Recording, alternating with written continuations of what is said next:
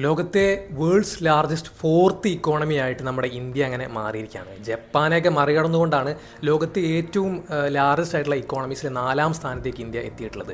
ഇനി ഇന്ത്യയുടെ മുന്നിലുള്ള മറ്റ് കോമ്പറ്റീറ്റർ കൺട്രീസ് എന്ന് പറയുന്നത് US-ഉം ചൈനയും ജർമ്മനിയും ഒക്കെയാണ്.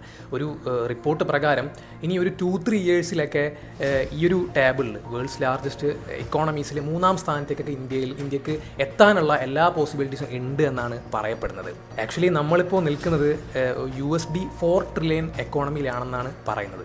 ഇത് സത്യത്തിൽ വളരെ പ്രൗഡായിട്ടുള്ള ഒരു കാര്യമാണ്. It is a really big achievement ഇന്ത്യയിൽ.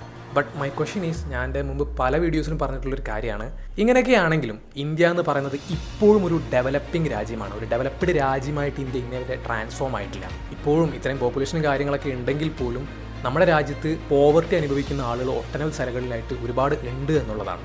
അതുപോലെ തന്നെ അൺഎംപ്ലോയ്മെൻറ്റ് കാര്യം പിന്നെ പ്രത്യേകിച്ച് പറയേണ്ട ആവശ്യമില്ലല്ലോ. അതുപോലെ തന്നെ human development index, per capita income, ഇതൊക്കെ നോക്കുകയാണെന്നുണ്ടെങ്കിൽ പല രാജ്യങ്ങളെ അപേക്ഷിച്ചും ഇന്ത്യ വളരെ അണ്ടർ പെർഫോം ചെയ്യുന്നു എന്നുള്ളതാണ് യാഥാർത്ഥ്യം. സോ എന്തായിരിക്കും ഇതിനുള്ള റീസൺ എന്ന് പറയുന്നത്? എന്തുകൊണ്ടാണ് ഇപ്പോഴും ഇന്ത്യ ഒരു ഡെവലപ്പിംഗ് രാജ്യമായിട്ട് തന്നെ നിലകൊള്ളുന്നത്? എന്തുകൊണ്ടാണ് ഇന്ത്യ ഒരു ഡെവലപ്ഡ് രാജ്യമായിട്ട് ട്രാൻസ്ഫോം ആവാത്തത്? Comment your thoughts.